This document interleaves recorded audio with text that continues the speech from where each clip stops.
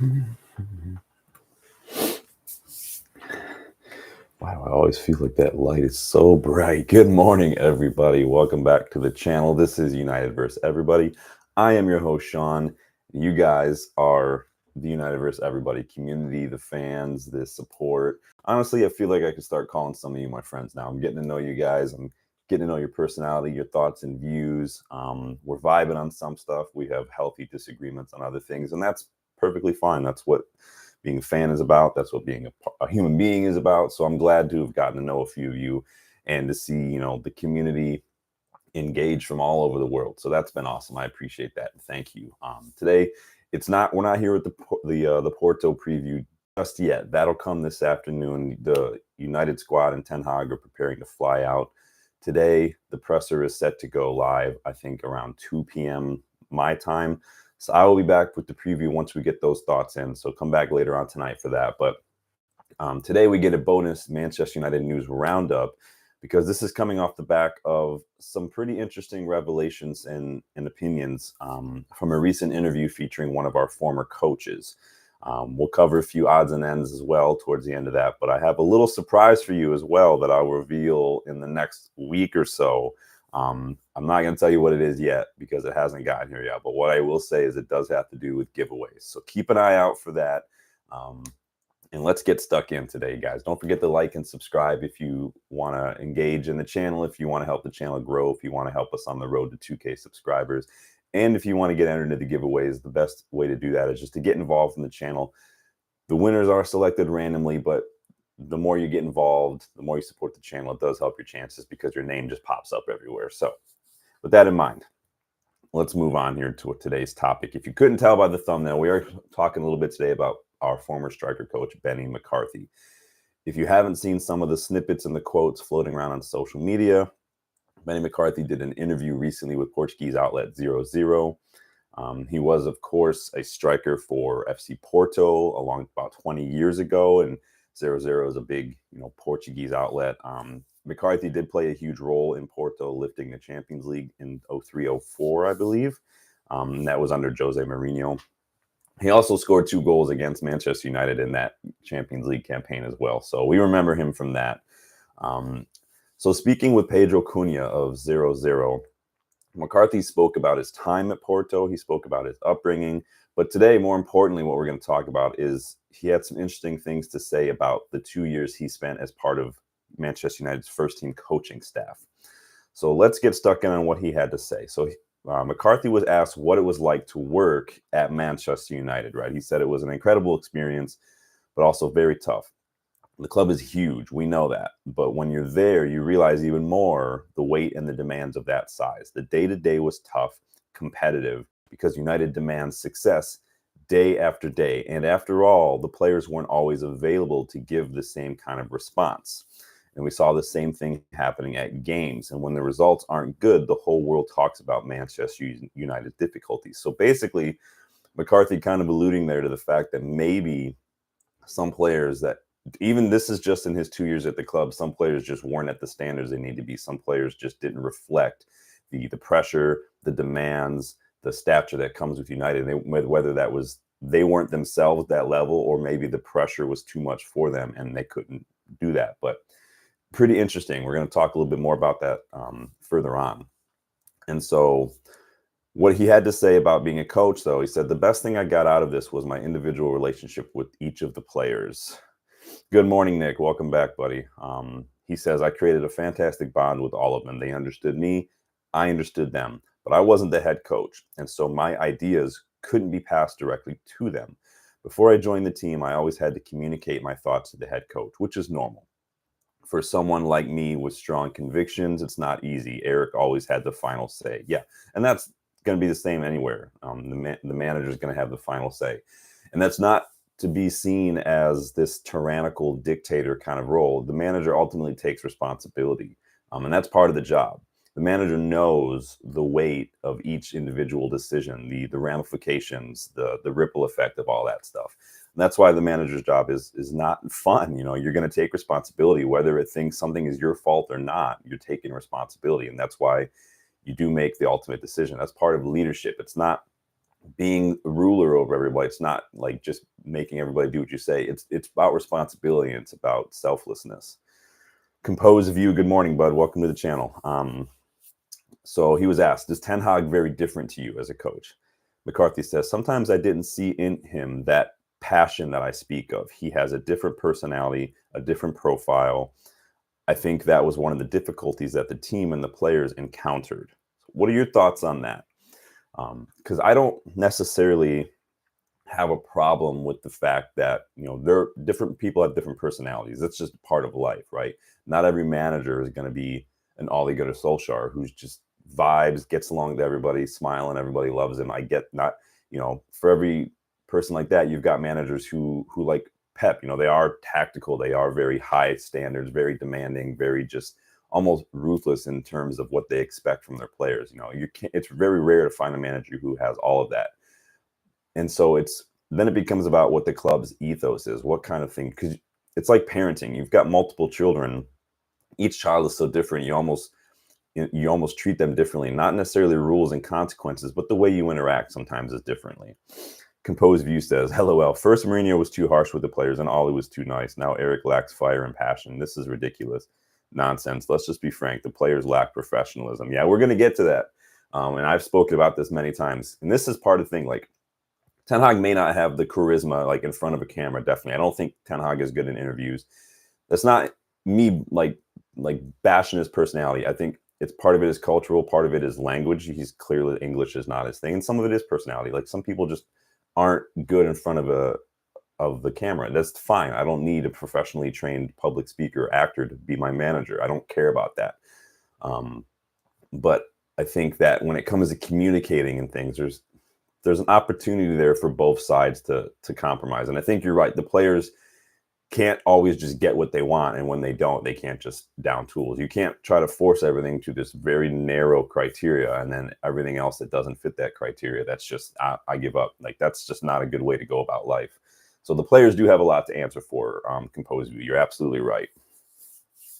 Compose View, Erik is Dutch. They are known for their dry personality. Yeah. And I think that, Erik Ten Hag in particular is almost, and I've said it many times on camera and off camera, he's like very, very Dutch, very frank, very just, it's almost, sometimes when he's giving these interviews, he almost reminds me a little bit of Drax from Guardians of the Galaxy. Like there's just not really room for like nuance or metaphor. It's just very dry, very literal. And it's not necessarily a bad thing, but I think it's something that we have to see past and kind of accept and not try to read too much into. And I think that sometimes the media, some of the fans and stuff, they can almost read too much into it when it's really not that deep. It's just his English isn't great. He's very literal. This is his personality, and that is what it is. Just try not to make a mountain out of a molehill. So on some of the players, McCarthy had nothing but love for Bruno and Dalot. He said Bruno is part of the world's elite and has the ability to play for Real Madrid even. That's how special he is. Big high praise there from McCarthy. He loves his daily work and has that passion I was talking about. Bruno lives by that plan day after day with passion and hard training. Dalot is the same. If some of the Manchester United players had what Bruno and Diogo have, it would have been easier to achieve good results. They both trained with incredible concentration, giving everything they had. Some of the other players didn't do that. This ended up limiting United's team's progress because some players weren't training to the best of their ability. 3 guesses as to maybe who he's talking about there. Even in games, the data showed us that some players were at their peak performance and others just a little below. And this is like such a frustration for me. And we've talked about this a couple times. You guys can have your guesses on who maybe he's referring to. We know at least one of these players because we've heard it from several different outlets, several different former players as well. And I'm going to throw it out there. I'm going to say Sancho is one of these players. And the frustrating thing is, again, this is nothing new. We've heard it from Jose and Ollie and Ralph Rangnick and now Ten Hag as well. And now McCarthy, that the players just aren't fit. They're not putting in the effort. There's no energy. There's no fight. But for a year, Ten Hag's training methods were the problem, right? Sancho wasn't training properly, but Ten Hag, apparently it was his fault. He was a bully. He was an idiot for letting Sancho go, for not playing, and for the club was stupid for loaning him out. But we've literally heard it from former players, former coaches, from a manager, that some of these players, and in this context right now, I'm speaking Sancho, they don't try. They're not putting in an effort. Player FC needs to take a day off. Ask any coach or any professional in the world, and they'll tell you that effort and attitude are 100 times more important than just talent. I don't care if Sancho has skill. He never showed it at United, and his attitude was shit. And it sounds like a lot of the players, or a few of the players' attitudes are shit, because McCarthy's talking about multiple players here, not just one player. Ten Hag may not have charisma, but he put down standards that everybody has to follow, whether you're young Alejandro Garnacho in Ten Hag's first summer, or if you're a 37-year-old Cristiano Ronaldo, everybody has the same standards. And while the players may not like them, they're the same for everybody. And quite frankly, they're not that tough as far as standards are concerned. Literally putting in an effort in training isn't exactly a high bar. And yet professional footballers feel like they don't have to try. If it were up to me, I'd have ripped up Sancho's contract and put out a statement exactly why. I would have said, he's not training. We don't like his attitude, and we're tired of it. Bye. We don't care if we take the hit. See you later. Composed View says, players aren't as good as they are paid. It's simple. The United board needs to empower the manager and give him absolute authority to get rid of important players at his behest. No manager is going to accomplish anything substantial until that happens. Always excuses. Yeah, I hear you. I see both sides, right? I think that there's a bit of a responsibility for a manager to try to get something out of the players he has. Not simply because I think that that's good management, but I do think that financially, you don't have a choice more often than not. It's not EAFC where we can just sell every player. We transfer list every player, and then the offers come in. It's just not that simple to sell players, especially if the players aren't good enough.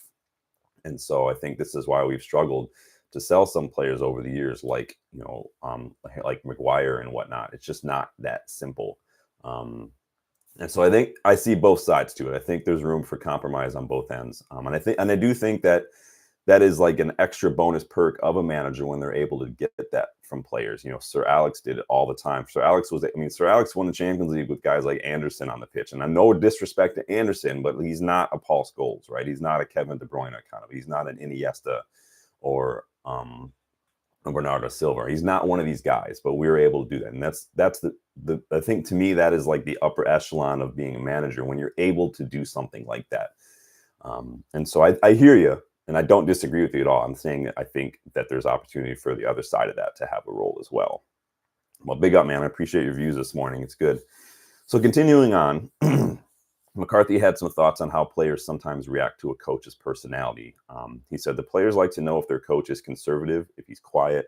And if he is like that, the players will be like that too, especially in the most difficult moments. So the player's attitude is a reflection of the manager's personality, basically, is what McCarthy's saying. They kind of get their cues from that. And I hear it to a certain degree. There's a thing called neurobiology where your emotional state does impact the emotional state of other people around you without having to say anything sometimes. So I do hear that in some regards. McCarthy says, but if they have the coach who makes them burn with passion, they go all out and give their all. So he's saying players' attitudes and personality will reflect that of the managers.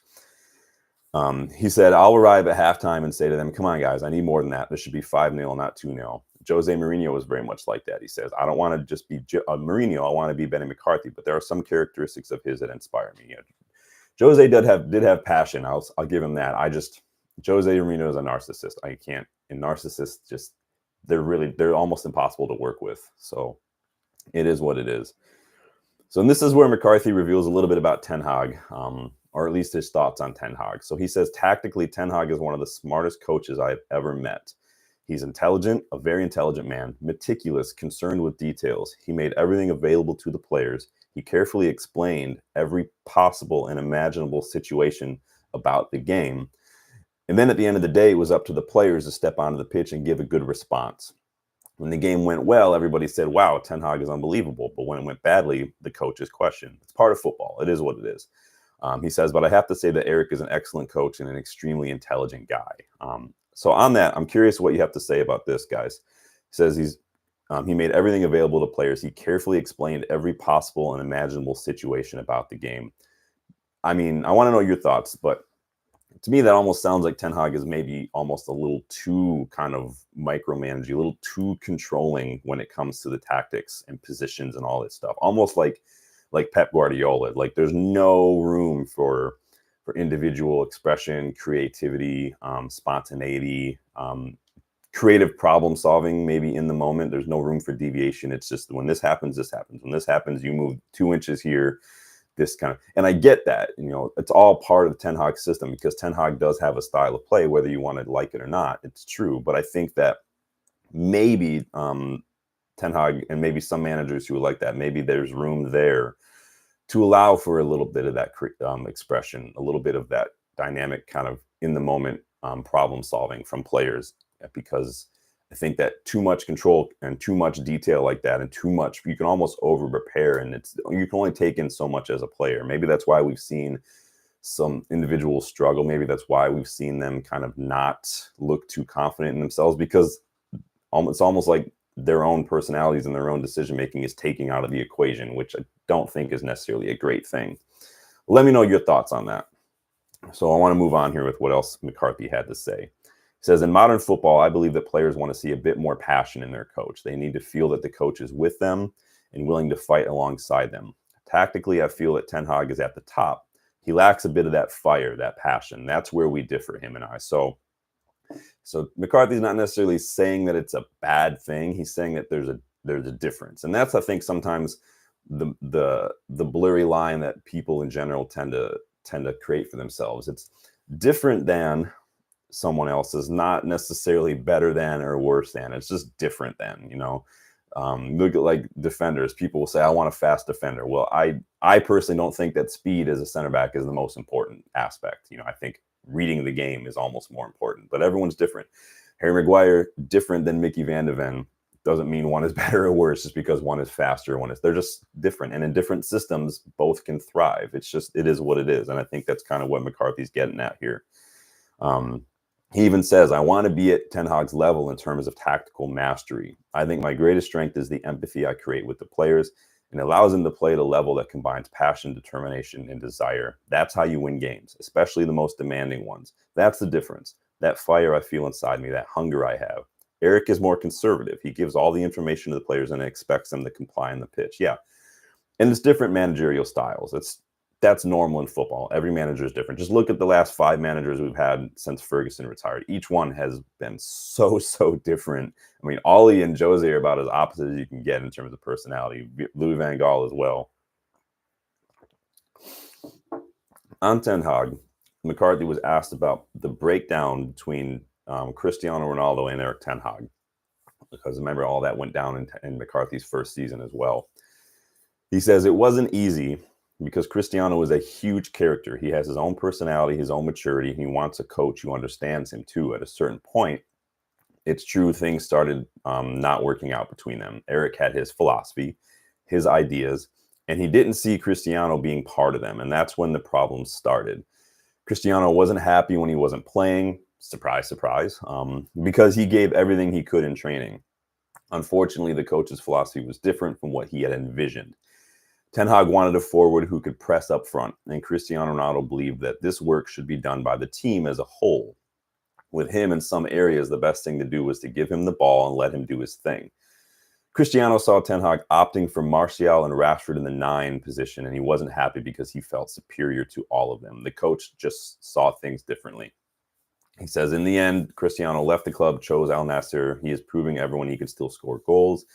If we work as a team and let Cristiano do what he needs to do in his position because he is the best in the world at it, that is ideal. I think Manchester United wasted a great opportunity to use Cristiano in the right way. I want to know your thoughts on that, because I have my thoughts on Cristiano Ronaldo, and I've said that many times. Cristiano Ronaldo is still a great goal scorer, still a great player, probably still better than 99.9% of the players in the world. Because of just his work ethic, his professionalism, his sacrifices. The guy doesn't even drink pop or anything. He drinks nothing but like water. Dude's got like a cryo chamber in his home and stuff. I get that. No one's questioning Cristiano Ronaldo's effort. I think for me, the whole situation was his attitude. Cristiano Ronaldo is another narcissist. When he's not getting what he wants, when he doesn't think that you're on his level, he just doesn't care what you have to say. And when he wasn't getting to play, when he wasn't given special treatment, he missed the whole preseason and came back from that expecting to play. And I know he missed it because he lost a child. I get that. But the fact remains that you still missed a preseason. You have to get up to speed. You're with a brand new manager. You now have to get up to tactics with this new system and everything. Same as Casemiro. We brought in Casemiro late in the season, late in the summer. I mean, he didn't start, not because McTominay was better, but because Casemiro wasn't there yet. It's the same with Ugarte when we brought him in. This is why I was so frustrated we took so long to sign these players, because I know how Ten Hag operates. I'm not saying it's good. I'm just saying that's what we have to operate under. And so it is what it is. Composed View says, I've said it before, Erik Ten Hag is a good coach, but he isn't a charismatic coach, and his communication with the media is lacking. Does Ange have passion and fire? Does Hansi Flick? Excuses for the players? Yeah, and again, these are just Benni McCarthy's views. Yeah, like I said, Erik Ten Hag is definitely not charismatic. He's definitely not the guy you're going to want giving a best man speech at a wedding or anything like that, right? Again, it's just different managerial styles, and it's impossible to find one that fits everything, right? Because every player is different. One player might prefer a certain coaching style. Another player in the next in line might prefer the exact opposite. You can't change to suit each one. It's just, and that's what I think is not a problem with the fact that Ten Hag laid universal standards, because everybody's got to abide by them. It is what it is. Composed View says, about Ronaldo, why would the coach play him when he left the stadium during a game after he was substituted? That was unacceptable and disrespectful. Yeah, no, and I totally agree. I think the problems that McCarthy is referring to started before that, and when Cristiano was leaving and refusing to come on against Spurs and whatnot, I think that was kind of where it started to culminate and get worse and really start to snowball. I think this problems with Cristiano and Ten Hag started in the summer when Ten Hag came back from preseason without really training or anything about being a part of the squad and just expected to be starting. I think that Cristiano probably thought that, you know, being in his late 30s, being who he was, that he didn't have to press. He wouldn't have to do that I'm better up here. And that's fine if you want to think that, but at the same time, you have to respect the manager's wishes. I don't think Ten Hag's out there saying like Ten Hag or Ronaldo, you're the one who's pressing. No, it is all the whole team is pressing, and Ronaldo is just a part of that, and it is what it is. But some interesting takes from the interview. I want to know your thoughts. You know, any surprises there? Any key statements that stick out? And you can go find the interview. I know it was featured on The Athletic. They put it out, and you have to pay for The Athletic. But quick Google search, you'll go find it on ZeroZero's website. Just translate it. It's a little frustrating for me to hear McCarthy kind of echo the same sentiments that we've heard from past managers and things that we've said as fans in terms of the players not putting in an effort. The problem is, it's not as easy to change that as some fans or some pundits or journalists are making it out to be. You can't just say change the manager or bring in someone who gets on with the squad and that's going to change everything, because that's not how people work. It's not simple. You guys know that I'm a therapist. I'm a mental health professional. I can tell you it's not that easy. It's not that simple, because human beings are not that simple. We're complicated. We're fickle. We're emotional. We're irrational. It is what it is. It's like Ten Hag doesn't have a controller. He's not out there like Rashford press, score. It's not how it works. And so I think that people need to be a little bit more realistic with their expectations, a little bit more kind of gracious with their demands with other people, a little bit more considerate with that, because vibes is only going to get you so far. That's just it. You can't just only concentrate on someone who gets along with the players, because what about tactics? What about stature? What about their CV, their experience? There are very few managers, like I said, who have the personality, who have the tactics, who have that stature, that experience, those trophies, and it's hard to find everybody someone who ticks all those boxes. I think that anyone who does tick those boxes is either on their way out of coaching or already at another club. You're looking at guys like your Ancelottis or something, who just are the elite of the elite. And again, all it does is, when you focus on that, as Composed View is kind of alluding to here, is all it does is cater to a spoiled, lazy, weak squad of players who, quite frankly, down tools and just go through the motions way too frequently and way too easily whenever things don't go their way.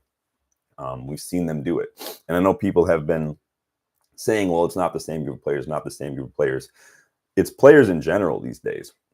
Modern players are just a little bit too focused on their image, a little too focused on what people think. They're not able to take criticism. I think social media has a lot to do with this. I think social media is one of the worst things ever for what it's done to society. You'd be shocked when you look up numbers correlating with and depression, self-harm, suicidal thoughts, especially in young people. It's shocking, and it's not a coincidence that it's spiked since social media became a thing. I have a video planned on the mentality in the United squad. I'll have that planned sometime soon, so keep an eye out for that. So in other news, real quick before I let you go, don't forget to like and subscribe too if you haven't. So Bruno Fernandes' red card against Spurs has been overturned, and rightfully so. Doesn't help us now, though, does it? I mean, I know in the immediate aftermath when I did my reaction to the match in that video, we can complain about Bruno's performances this season. We can complain about the way he was playing against Spurs, and with the anger and the frustration that we're all feeling, we can say, well, the red card didn't really make a difference. But with a clear head now, we can realistically admit that, yes, Bruno's not performing as well as he can this year. His passing has been shit. His chance creation has been shit. But he is still one of those players who can have 9 minutes of shit, but then pop up in a moment with a bit of magic that no one else can on the pitch. So we'll never know what that match could have been like. But it's just, I think my biggest frustration is, why wasn't Chris Kavanagh instructed to go to the monitor? If they can look at it days later and decide the red card was wrong, then they can do it in the match as well. What's the point of VAR? That's literally the whole point of VAR. It was the wrong decision, but it was allowed to go through, and it changed the whole half of the match.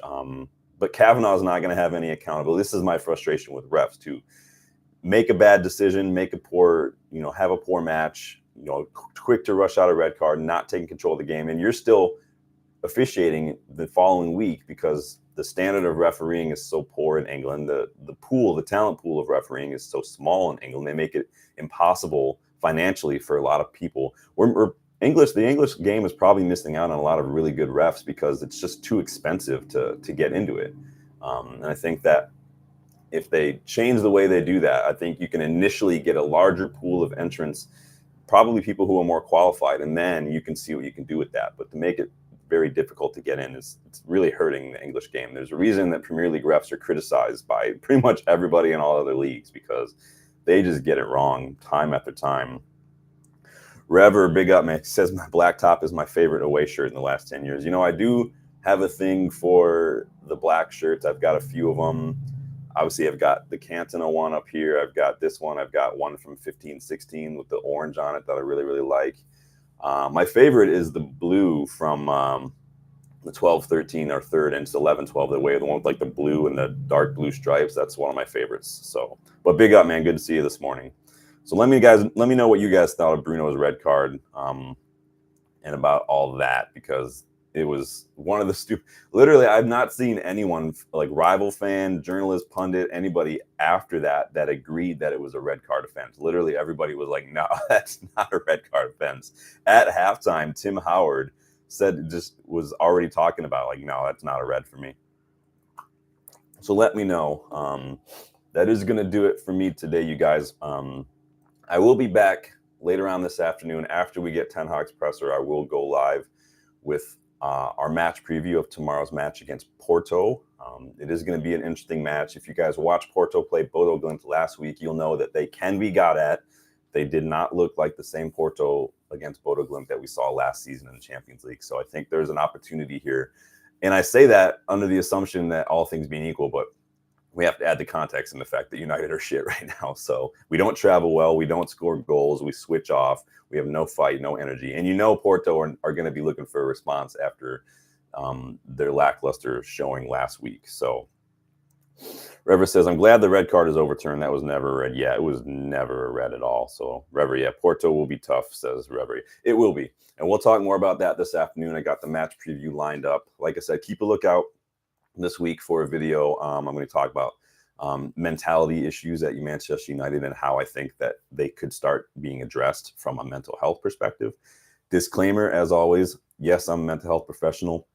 Nothing I say is to be taken as professional advice. If you are struggling, if you do need some professional advice, go seek it out. Don't look at me. Nothing I say is professional advice. So don't want to get myself in trouble. So as long as they put that out there, we're good. But in any case, thank you guys for stopping by this morning. Be sure to stop by later on. We're going to do the Porto preview, and then I will be watching that match tomorrow afternoon. So big up everybody for stopping by. Composed View, welcome to the channel, my friend Rever. Welcome back, bud. Nick, good to see everybody.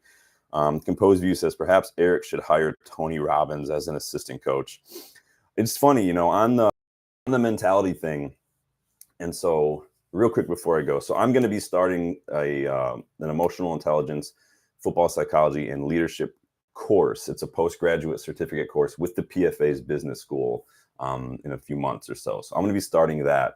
But what I'm learning as I'm getting into that is that I was told that only 2 clubs in the Premier League have dedicated departments for psychology, for mental health for their players. Only 2 clubs out of 20.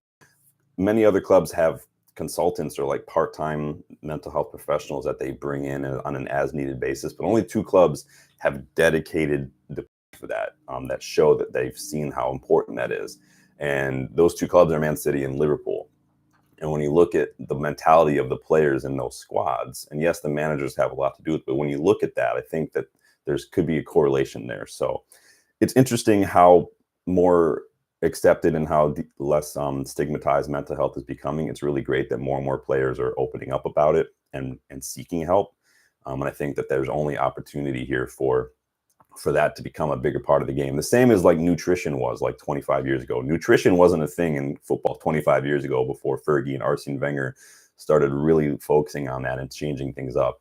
And I think mental health is probably the next thing to do that. So come back for that video. I'll let you guys know, of course. Come back later on today. Thanks everyone for stopping by. Don't forget to like the video on your way out. Subscribe if you're new. We are on the road to 2K subscribers.